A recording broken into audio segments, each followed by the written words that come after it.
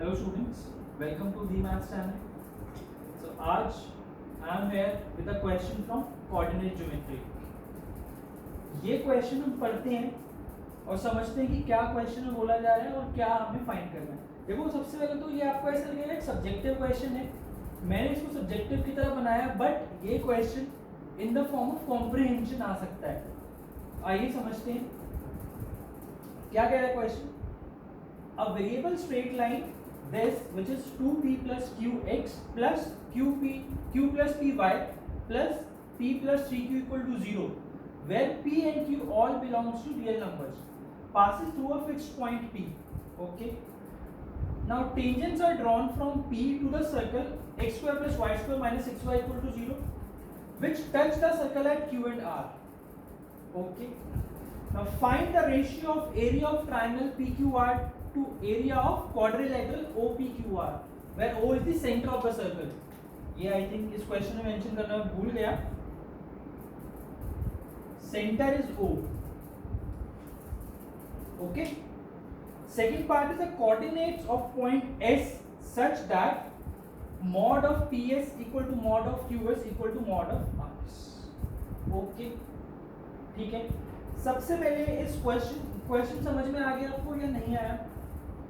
Question start करने से पहले एक बार एक इसका फिगर एक ड्रॉ कर लेते हैं ताकि क्वेश्चन समझने में और आसानी हो सकता है फिगर बनने के बाद आप सबको क्वेश्चन बहुत इजी लगे। ये क्वेश्चन टफ नहीं है, अगर आपने वाला कॉन्सेप्ट पढ़ा होगा तो it's a very easy question, but अगर नहीं पढ़ा है तो I am here to explain you the concept, क्योंकि ये वाला कॉन्सेप्ट मोस्टली हर बुक में भी मेंशन होगा, जो भी आप बुक यूज कर रहे होंगे, जिससे भी आप अपनी प्रैक्टिस कर रहे होंगे, सब में ये वाला कॉन्सेप्ट होगा। आई एम 100% श्योर कि कॉन्सेप्ट जरूर होगा, बट कहीं पे डायरेक्ट फॉर्मूला होता है, कहीं पर एक्सप्लेनेशन होती है, कहीं पर नहीं होती है। तो जिनको एक्सप्लेनेशन इसकी पता है उनके लिए वेल एंड गुड, जिनको नहीं पता है तो I explain each and everything. Okay, let's start with the figure. क्या करना है सबसे पहले तो यहाँ तक देखो, एक फिक्स पॉइंट P है। इस ऊपर वाली लाइन को अगर कुछ देर के लिए मैं भूल जाऊं, एक फिक्स पॉइंट P है, ठीक है। ये मान लो सबसे पहले तो ये वाला सर्कल ड्रॉ कर लेते हैं, x square plus y square minus 6y। ये सर्कल कैसा होगा, ये सर्कल कैसा होगा, इसका सेंटर क्या होगा? एक सर्कल जिसकी इक्वेशन है x square plus y square plus 2gx plus 2fy plus c equal to 0। इस इक्वेशन में सेंटर और सर्कल के सेंटर के कोऑर्डिनेट्स क्या होते हैं? माइनस जी कॉमा माइनस एफ। इसमें जी 0 है, इस इक्वेशन में जी 0 है और एफ की वैल्यू क्या है? 3। तो इसका सेंटर क्या होगा? 0,3। ओके, और रेडियस कितना होगा इस सर्कल का? क्योंकि देखो सी भी 0 है और जी भी 0 है, तो सर्कल का रेडियस कितना हो जाएगा? अगेन 3। या फिर आप नहीं समझ आए तो डायरेक्ट आप फॉर्मूला लगा सकते हो। रेडियस के लिए क्या फॉर्मूला होता है? G square plus F square minus C. इसमें आप वैल्यूज पुट कर दो सारी यहाँ से और आपका आंसर 3 आ जाएगा, रेडियस भी 3 पता चल गया हमें, ठीक है। तो अब फिगर कुछ ऐसा बनेगा, यहीं बना रहा हूँ, छोटा सा फिगर बना रहा हूँ, please try to understand from the figure.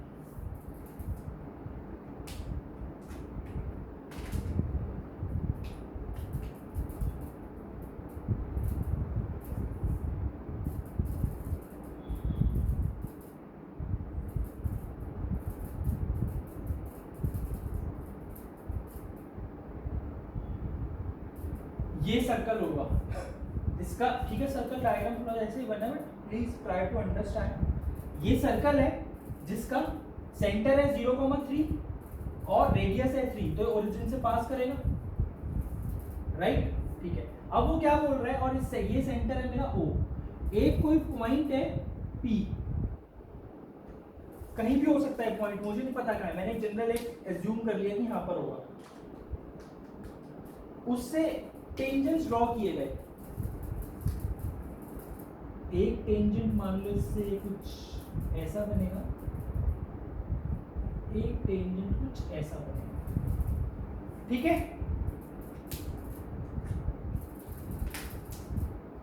अब ये पॉइंट हो गया Q, ये पॉइंट हो गया R।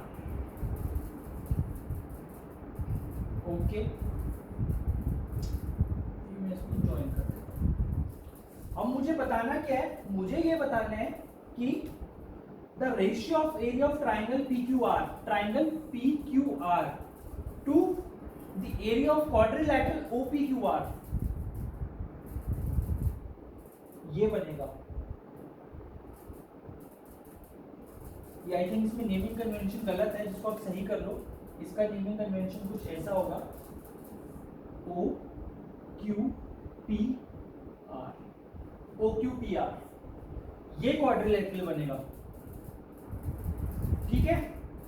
और सेकंड पॉइंट क्या पूछा है, एक ऐसा पॉइंट फाइंड करना है S such that mod of P S mod of Q S equal to mod of R S, ठीक है। अब ये क्वेश्चन आप समझ गए हो, ठीक है। स्टार्ट करते हैं इसको। क्वेश्चन समझ में आ गया, क्वेश्चन रब कर रहा हूं मैं, इक्वेशन सारी नोट कर लेता हूं यहाँ पे। सर्कल की इक्वेशन है x square plus y square minus 6y equal to 0, ठीक है। और वेरिएबल स्ट्रेट लाइन की इक्वेशन अभी मैं रब नहीं कर रहा हूँ, वहीं से नोट कर लूंगा, उसको सॉल्व कर लूंगा, इसको मैं रब कर रहा हूँ।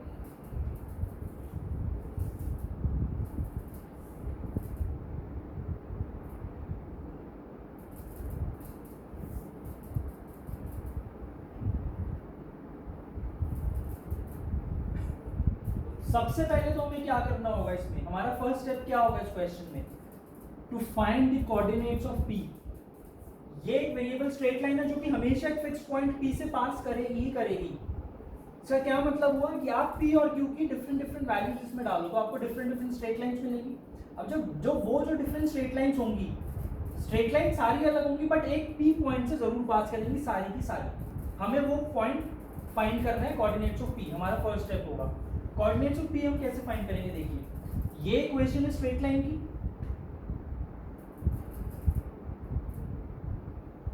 आप एक काम करो, P वाली सारी टर्म्स क्लब कर लो और Q वाली सारी टर्म्स क्लब कर लो, तो क्या बनेगा ये मेरे पास 2x plus y plus 1 into P plus Q times x plus y plus 3 equal to,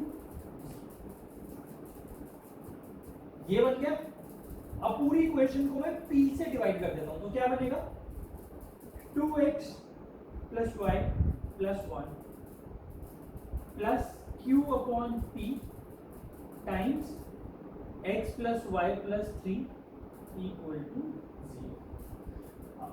इसको देखकर क्या समझ में आता है आपको, ये फॉर्म ये वाली जो फॉर्म है मेरी, ये देखो Q बाई P एक रियल नंबर होगा, राइट। तो मैं इसको लैम्डा बोल देता हूं, तो ये क्या बना मेरा 2x plus y plus 1 some real number lambda into x plus y plus 3 equal to 0। अब ये फॉर्म रिसेंबल कर रही है किससे, L1 plus lambda L2 equal to 0। तो मुझे पता है ये फॉर्म किसकी है, फैमिली ऑफ स्ट्रेट लाइंस की।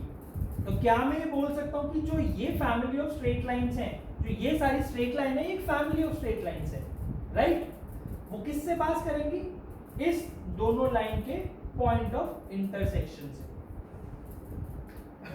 हमें समझ आया मैंने क्या करा, सारे P वाले टर्म्स क्लब कर दिए, सारे Q वाले टर्म्स क्लब कर दिए, और जो दो लाइंस मिली और उसको L1 plus lambda L2 equal to 0 के फॉर्म में कन्वर्ट कर लिया। देखिए जब भी आपको कुछ वेरिएबल स्ट्रेट लाइन मिलती है तो वो एक फैमिली ऑफ स्ट्रेट लाइंस होती है जो कि हमेशा एक फिक्स्ड पॉइंट से पास करेगी, हमेशा एक फिक्स्ड पॉइंट से पास करेगी। वो पॉइंट कैसे फाइंड करते हैं, इस पूरी इक्वेशन को हम कन्वर्ट करेंगे L1 plus lambda L2 equal to 0 की फॉर्म में, और जो L1 और L2 है इनका जो पॉइंट ऑफ इंटरसेक्शन होगा वही हमारा रिक्वायर्ड पॉइंट होगा। ठीक है, अब इसको सॉल्व करते हैं।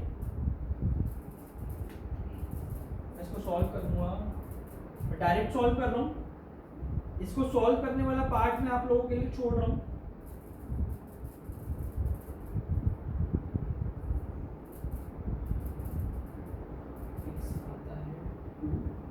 y आएगा -5। ठीक है, इन दोनों इक्वेशंस को आप सॉल्व करेंगे तो आपको P के कोऑर्डिनेट्स मिलेंगे। P के कोऑर्डिनेट्स क्या है मेरे 2, -5, तो यहाँ पर मैं नोट कर रहा हूँ 2, -5। ठीक है, अब ये हमारी इक्वेशन बन गई। अब हमारा पहला स्टेप क्लियर है। अब हमें पता है कौन से पॉइंट से हमने टेंजेंट्स ड्रॉ करे। ओके ठीक है, अब मुझे क्या करना है, area of triangle PQR find करना है। आइए फाइंड करते हैं। मान लो देखो, अब हमें पता है जो PQ है वो टेंजेंट है, इक्वल टू PR होगा लेंथ ऑफ टेंजेंट। क्यों? क्योंकि हमें पता है tangent length of tangents drawn from an external point to the circle are is equal. दोनों लेंथ्स इक्वल होंगी, राइट? क्योंकि एक ही पॉइंट, सेम पॉइंट से दोनों टेंजेंट्स ड्रॉ करें तो दोनों की लेंथ इक्वल होगी, सर्कल की प्रॉपर्टी है। ओके, यहां पे अब ये मान लीजिए एंगल है, angle let angle QPR 2 theta. जो एंगल है QPR, इसको मैंने Q थीटा 2 थीटा बोल दिया। ठीक है, अब मुझे ये पता है जो एरिया ऑफ ट्राइंगल PQR होगा, सॉल्यूशन ऑफ ट्राइंगल में एक चीज पढ़ता हूं, उसका एरिया होगा half into PQ into PR into sine of 2 theta होगा। कैसे? एक ट्राइंगल है, ये एंगल अगर थीटा है, ये A, ये B, ये C, इस ट्राइंगल का एरिया कितना होता है? Half AC into sine theta. वही सेम चीज मैंने यहां पे लिखी है, half into side 1 that is PQ into side 2 that is PR into sine of included angle.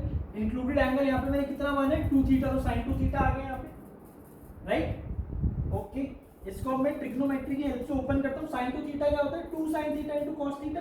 तो जब ओपन करूंगा 2 से 2 कट जाएगा ये, तो ये बचेगा PQ। अब देखो PQ और PR इक्वल है, तो मैं इसको PQ स्क्वायर कर देता हूं। मैं इसको PQ square into sine theta into cos theta, right?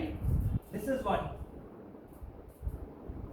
अब PQ स्क्वायर क्या होता है मेरा? PQ that is the length of tangent. क्या होता है वो? सर्कल का लेंथ ऑफ टेंजेंट क्या होता है?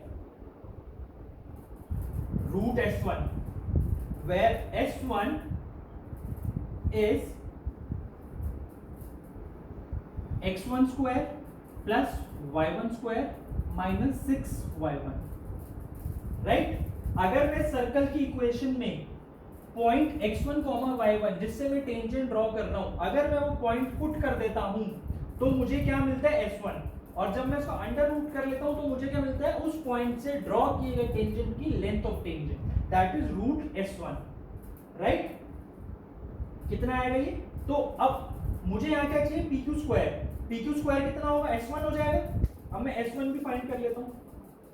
S1 कितना आएगा? देखो 2 square plus minus 5 square plus 30, कितना हुआ ये? 4 और 29 और 30 59।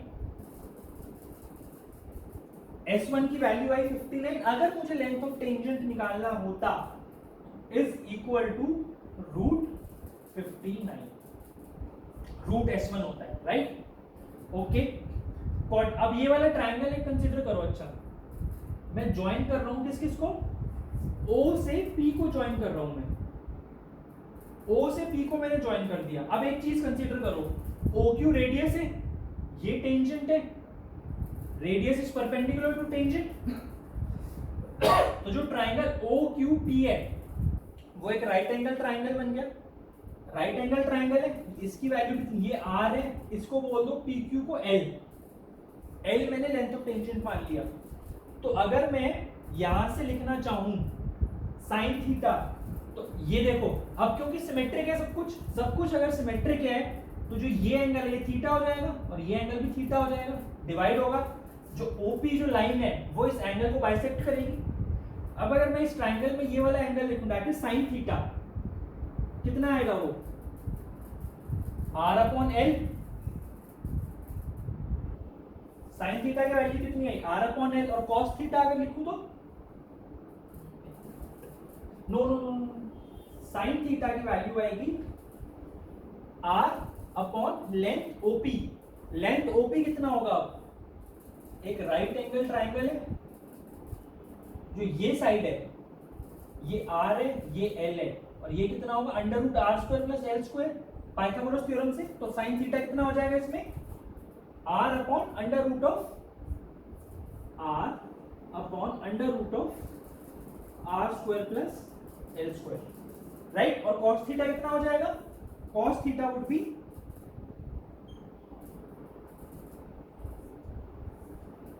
हो जाएगा आपका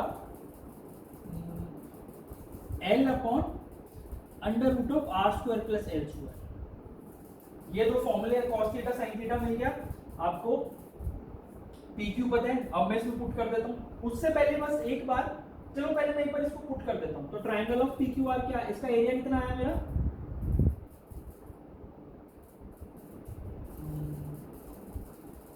आर इंटू एल अपॉन, बस वैल्यूज पुट कर रहा हूं मैं, साइन थीटा कॉस थीटा और पी क्यू और पी आर की। R square plus L square into L, तो ये एल स्क्वायर हो जाएगा। ये आ गया area of triangle P Q R. अब मैं देखता हूं, किसको देखूं? अब मैं quadrilateral O Q P R. O Q P R में आप ये देखो, ये 90 डिग्री है, तो जो ये दो ट्राइंगल्स होंगे that is O Q P और ओ आर पी, ये दोनों सेम होंगे, दोनों का एरिया सेम होगा क्योंकि सिमेट्री है। इस ट्राइंगल का एरिया कितना है? ओ क्यू पी का half into R into L. तो क्वाड्रिलेटरल का एरिया कितना होगा? इसका ट्वाइस, कट गया, आर इंटू एल आ गया एरिया क्वाड्रिलेटरल का। अब मैं डायरेक्ट रेशियो निकालता हूं। रेशियो क्या होगी मेरी? Triangle P Q R upon quadrilateral O Q P R. इसका area R L square upon under root R square plus L square, और क्वाड्रिलेटरल का एरिया कितना है? R L into R L, right. R से R cut गया, L से L cut गया, तो रेशियो कितना आएगा मेरा? L upon under root of R square plus, ठीक है। ये रेशियो आगे से हम कैलकुलेट कर लेते हैं, इजी है कैलकुलेट करना। Not under root, it will not be under root, ये अंडर रूट नहीं होगा। अब आप ये समझ गए, एरिया आपको समझ में आ गया। इससे क्या कॉन्सेप्ट हमने सीखा? Area of triangle P Q R कैसे कैलकुलेट करते हैं, जहां पे पी क्यू और पी आर दो टेंजेंट्स हो, और क्यू आर क्या होते हैं? Chord of contact. इसका एरिया आपको समझ में आ गया क्या? ये आप चाहो तो ये डायरेक्ट फॉर्मूला आप याद कर सकते हैं, ये डायरेक्ट फॉर्मूला आप याद कर सकते हैं।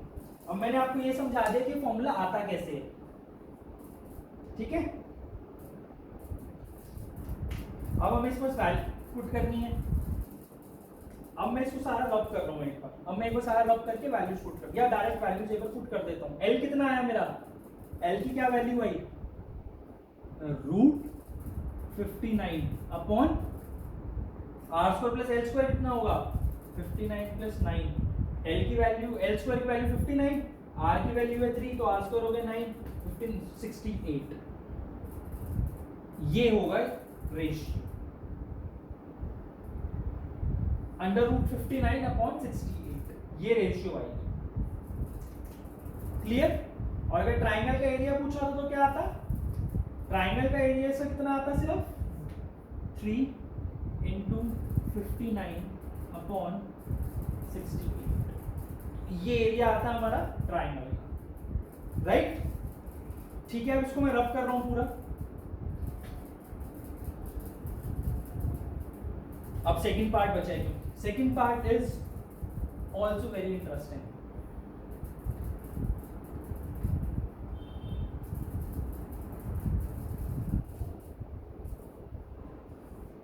सेकंड पार्ट क्या कहता है इसमें? सेकंड पार्ट इसमें कहता है coordinates of a point S such that mod of qs equal to mod of ps equal to mod of rs।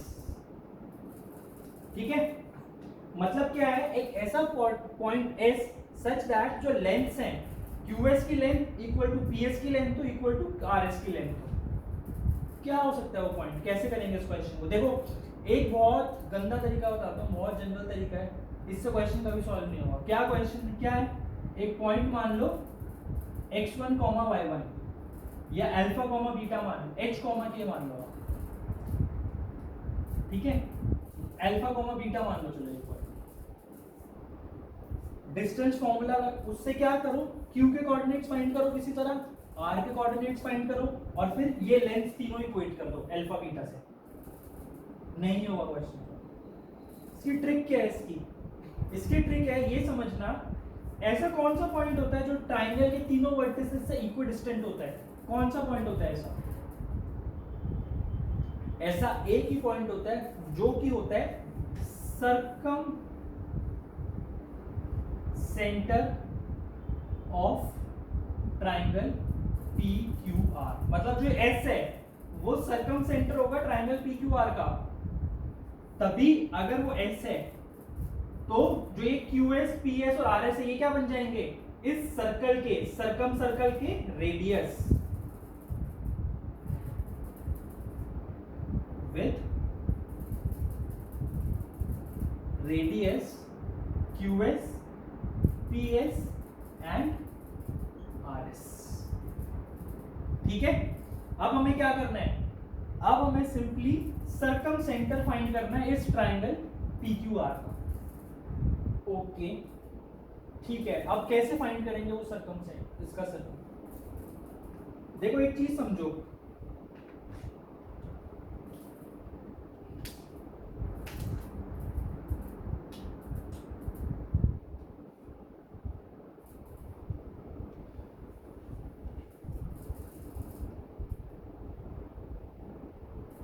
मैं एक हाइपोथेसिस बनाता हूं और उसको फिर प्रूव करता हूं। क्या बोलता हूं मैं, जो इस ट्राइंगल का सर्कम सर्कल होगा ना PQR का, वो इन तीनों कोऑर्डिनेट्स, इन तीनों से तो पास करेगा ही करेगा, तभी सर्कम सर्कल है।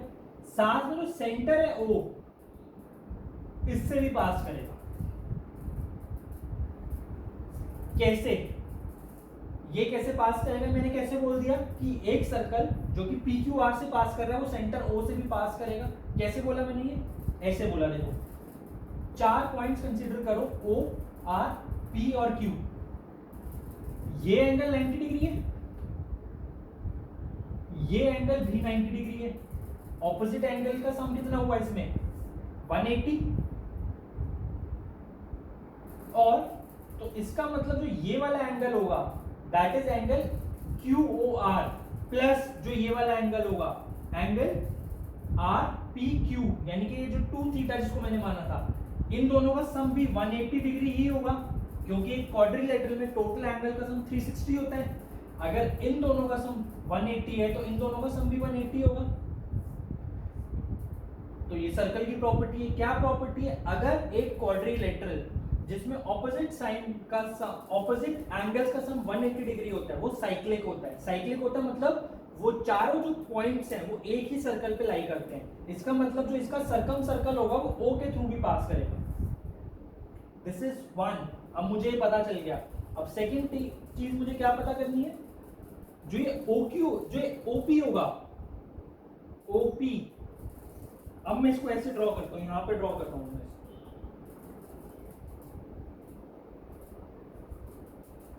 ये मान लो ये पॉइंट है मेरा O, सर्कल का सेंटर, उस सर्कल का सेंटर है ये O, ये पॉइंट है P, ये कोई मेरा पॉइंट है R और ये मेरा पॉइंट है, क्या पॉइंट है, दिस इज Q। तो मैं क्या बोल रहा हूं कि जो OP है ये इस सर्कल का डायमीटर होगा, इस सर्कम सर्कल का। क्यों,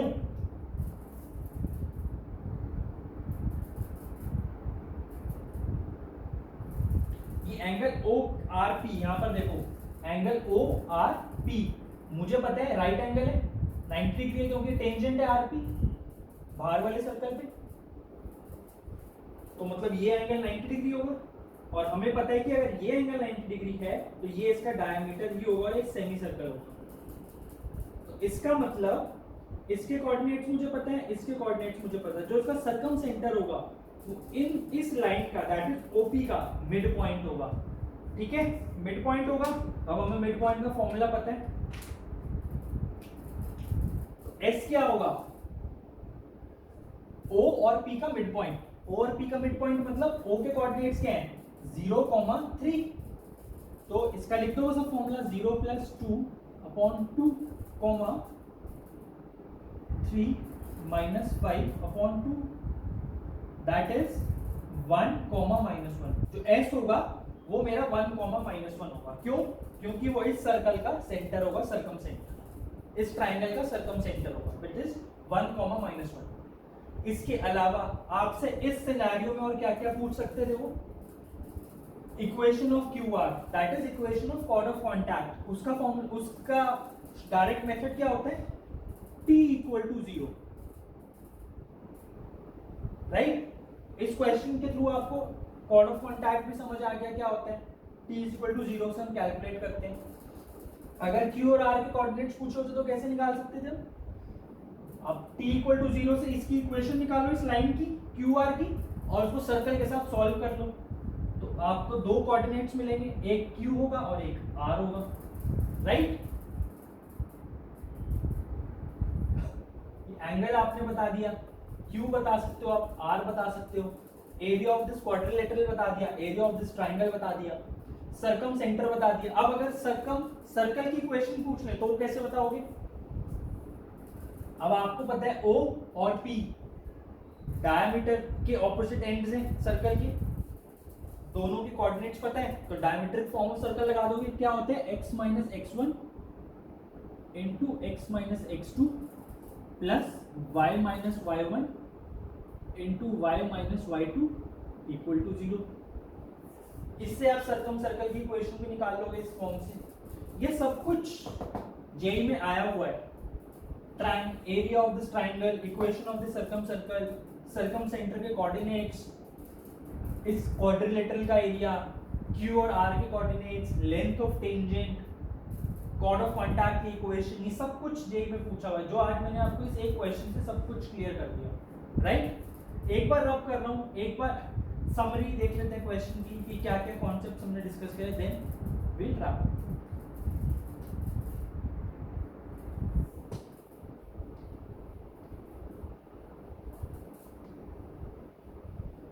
क्या क्या सीखा इस क्वेश्चन में हमने, सबसे पहले तो फैमिली ऑफ लाइंस,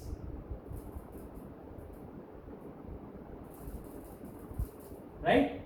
सेकंड एक प्रॉपर्टी, छोटी सी प्रॉपर्टी यूज करी कि length of external tangents are equal, मतलब कि PQ = PR होगा, ओके, वो लिख नहीं रहा हूं यहाँ पर, वो जनरल छोटी प्रॉपर्टी है। फिर मैंने क्या देखा कि ये how to calculate angle QPR, जिसको मैंने 2 थीटा माना था। Third area of triangle PQR। Fourth area of quadrilateral OQPR। Fifth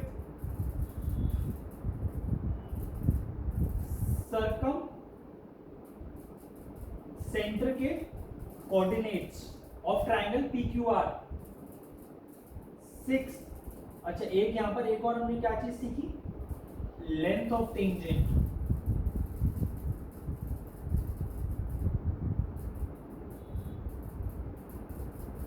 ठीक है।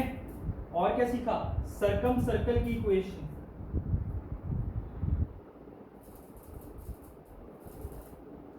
और बीच में छोटी छोटी हमने प्रॉपर्टीज डिस्कस करी, जैसे कि साइक्लिक क्वाड्रिलेटरल कैसे होता है, और angle in semi circle is right angle, ये क्यों साइक्लिक होता है, क्यों ये चारों एक सर्कल पे लाई करते हैं, ऐसी ऐसी छोटी छोटी कहीं हमने प्रॉपर्टीज बीच में डिस्कस की, right. So students, I hope आपको क्वेश्चन क्लियर हो गया होगा। ये एक क्वेश्चन लाने का मेरा पॉइंट सिर्फ इतना था कि आपको कॉन्सेप्ट समझ में आए। हो सकता है एग्जैक्टली ऐसा ना पूछा जाए एग्जाम में, बट इसके कोई कोई छोटे छोटे पार्ट्स आपसे पूछ ले, पहले ही ऑलरेडी पूछ चुके हैं तो हो सकता है अब ना पूछे, बट छोटे छोटे पार्ट्स तो अभी भी पूछ सकते हैं, जैसे concept of family of lines पूछ सकते हैं आपसे, या एक कोई लेंथ ऑफ टेंजेंट पूछ सकते हैं, ये एरिया ऑफ ट्रायंगल PQR पूछ सकते हैं, सर्कम सर्कल की इक्वेशन पूछ सकते हैं, जो भी आपसे पूछ सकते हैं। आज आपको इस क्वेश्चन के थ्रू आई होप सब कुछ क्लियर हो गया होगा। So students, I think this was all for the day. I hope आपको ये क्वेश्चन समझ में आया होगा अच्छी तरह. नहीं समझ में आया तो please go back and watch the video again. फिर भी नहीं समझ में आता, please put your comments in the comment section. I will try to explain it again. And students, as usual, please like, share and subscribe this channel as much as you can, so that we can bring out more such and such quality questions and content for you. Thank you. All the best.